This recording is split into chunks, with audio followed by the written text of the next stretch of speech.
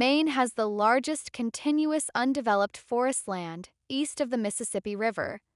Despite various levels of logging since the 1600s, 90% of the state remains forested today.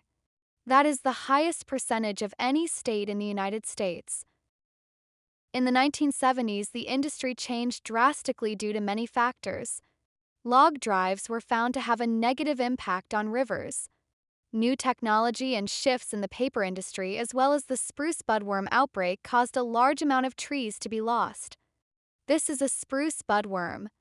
In the 1970s and 80s, it was one of the main factors that contributed to the massive ragmuff clearcut. By 1982, 7 million cords, or 21% of all fir trees in the Maine forests, were dead. But what about the birds?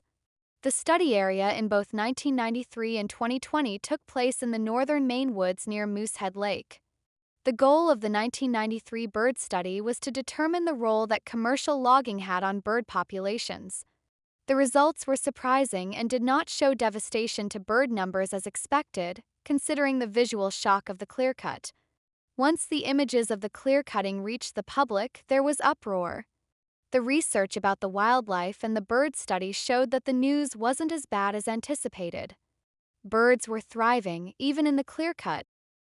But this information fell on deaf ears, and there was a demand to end clear-cutting practices. While the bill to ban it was not passed, it did spark changes with the forestry practices that we can still see today through silviculture.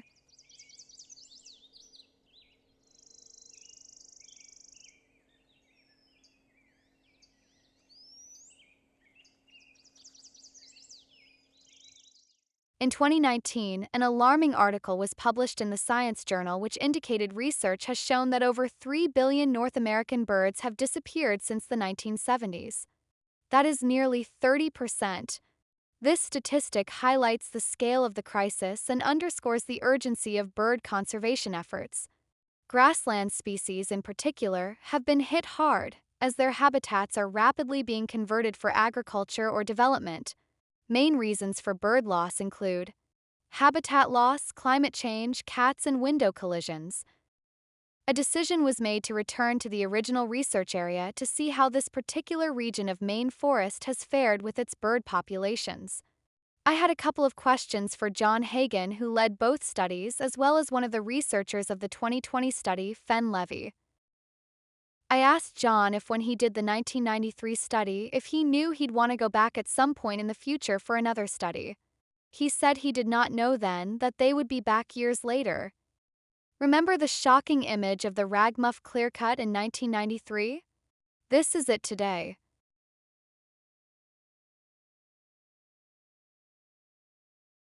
When the research team went back in 2020, they replicated the 1990s study as close as possible in both methods and area. The factor that had changed the most was the forest growth. They used 9 superclasses to represent different growth rates of the forest to see what each species of bird preferred. What they found was surprising and encouraging. Here are 2 examples of this. The American redstart doubled in abundance,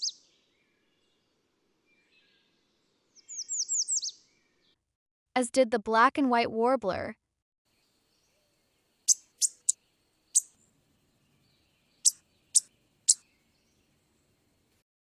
This graph is available in the final study document, which lists all of the species and their change in density between the 90s and 2020 studies.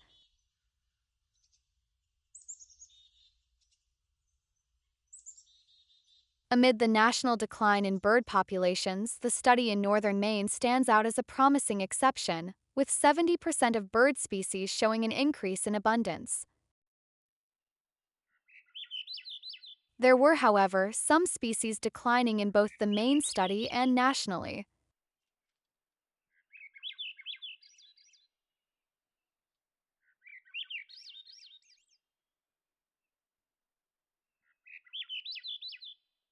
I asked John and Fen some questions about their project.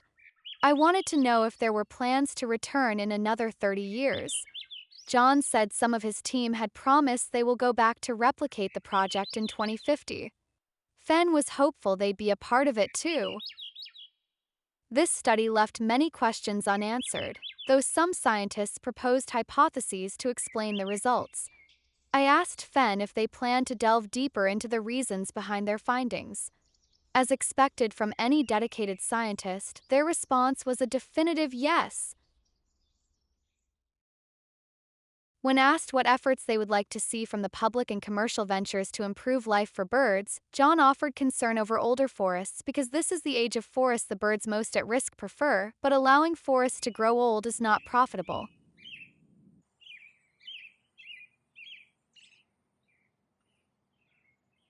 Fenn voiced concern over the challenges to get people to think differently about the forest landscape as a whole, and basically to be aware of how what we do affects our wildlife.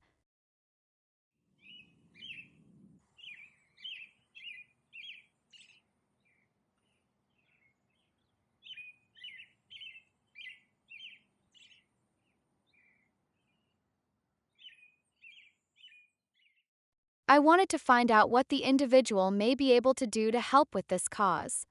Participating in local bird surveys was a great suggestion from John. He also added that people need to have awareness of how the northern Maine woods is important globally. He added that a birding trail is being constructed next summer near Greenville and encourages everyone to enjoy what we have in Maine.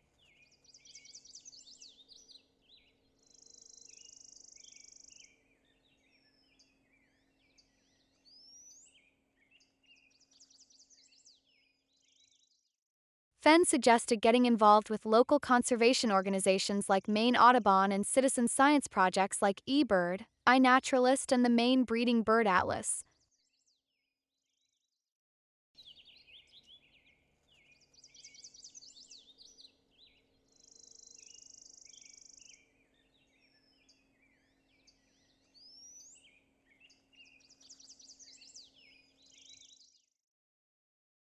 John also mentioned a new project concerning late successional forest in Maine and provided a link for anyone interested in keeping up with our climate common.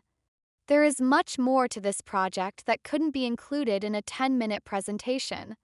Please visit the Climate Common website to read more on each statistic, bird species, and how they relate to the different growth types in forests.